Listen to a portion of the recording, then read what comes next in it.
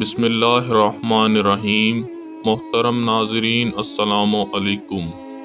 آج ہم آپ کو حضرت مریم علیہ السلام کا واقعہ سنائیں گے کہ کس طرح اللہ تعالیٰ نے حضرت مریم علیہ السلام کو بغیر شوہر کے بچہ عطا فرمایا۔ حضرت مریم علیہ السلام حضرت عیسیٰ علیہ السلام کی والدہ تھیں۔ حضرت مریم علیہ السلام کے والد کا نام حضرت عمران ثانی اور والدہ کا نام حنا بنت کاکوزہ تھا۔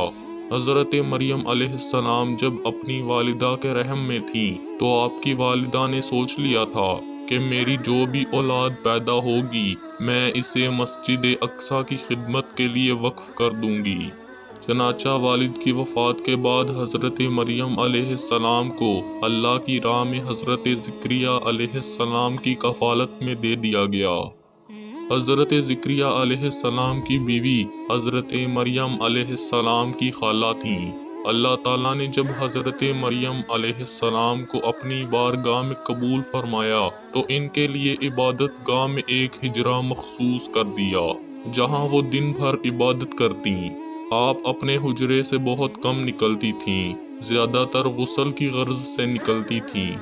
حضرت مریم علیہ السلام کی عمر مبارک جب 15 سال ہوئی تو ایک دن آپ غسل حیض کے لیے اپنی خالہ کے گھر گئیں جو کہ حضرت زکریا کی بیوی تھیں۔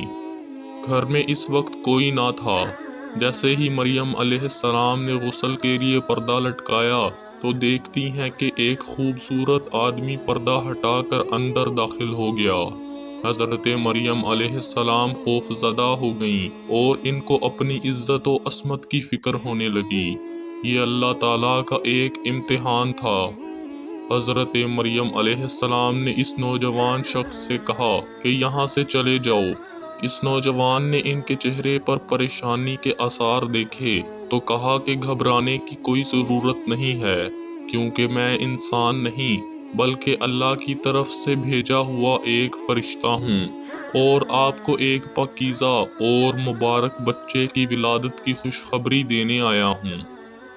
حضرت مریم علیہ السلام یہ سن کر رونے لگیں اور فرمانے لگیں کہ یہ کیسے ہو سکتا ہے، میں تو کنواری ہوں، مجھے ہاتھ لگانے کی ہمت مت کرنا، میرا تو نکاح ہی نہیں ہوا اور برائی کا تو مجھے تصور بھی نہیں ہے، میرے جسم پر کسی انسان کا ہاتھ نہیں لگا، میں بدکار اور زناکار نہیں ہوں۔ فرشتہ کہنے لگا کہ یہ اسی طرح ہوگا جیسے اللہ تعالیٰ نے آدم علیہ السلام کو ماں اور باپ کے بغیر پیدا فرمایا اور حضرت اماں حوا کو مرد کے وجود سے پیدا فرمایا ہے۔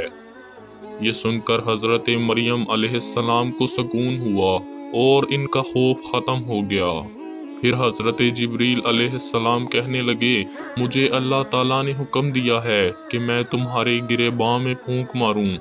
اللہ تعالیٰ کے حکم سے وہ پھونک رحم میں جانے کے بعد روح بن گئی اور اللہ تعالیٰ نے حضرت عیسیٰ علیہ السلام کی پیدائش کی ابتدا کا ذکر کرتے ہوئے قرآن پاک میں یوں ارشاد فرمایا، اور عمران کی بیٹی مریم جس نے اپنی پارسائی کی حفاظت کی تو ہم نے اس میں اپنی طرف سے روح پھونک دی اور اس نے اپنے رب کی باتوں اور کتابوں کی تصدیق کی اور فرما برداروں میں ہوئی۔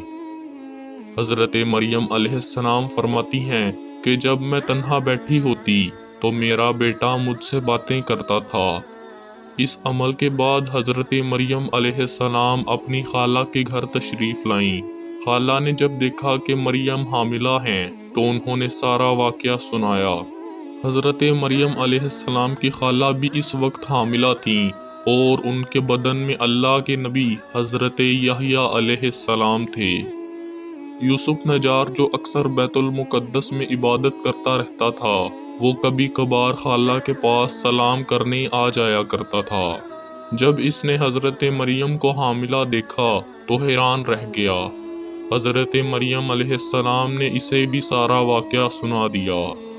جب حضرت عیسیٰ علیہ السلام کی ولادت کا وقت قریب آیا تو اللہ تعالیٰ نے حضرت مریم علیہ السلام کو حکم دیا کہ اے مریم شہر سے دور چلی جاؤ۔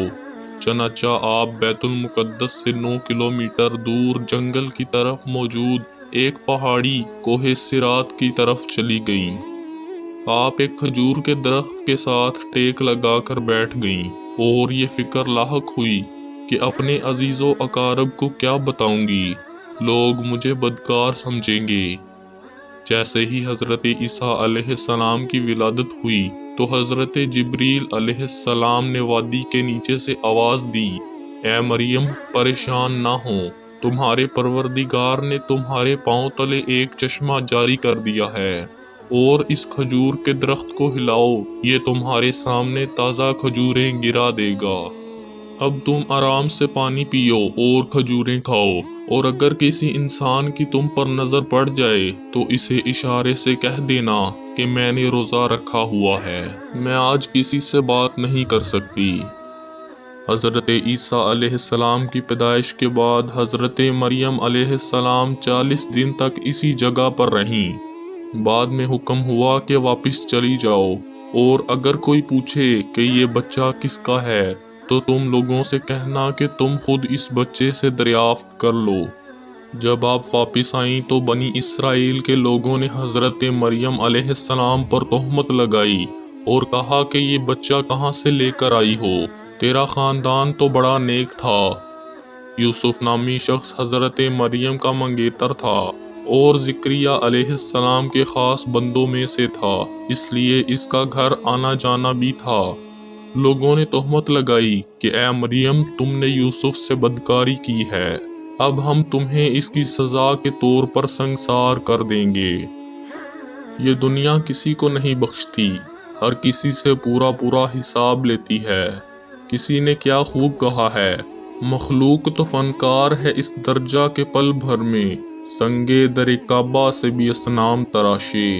تم کون ہو کیا چیز ہے داغے کبابی، لوگوں نے تو مریم پہ بھی الزام تراشے۔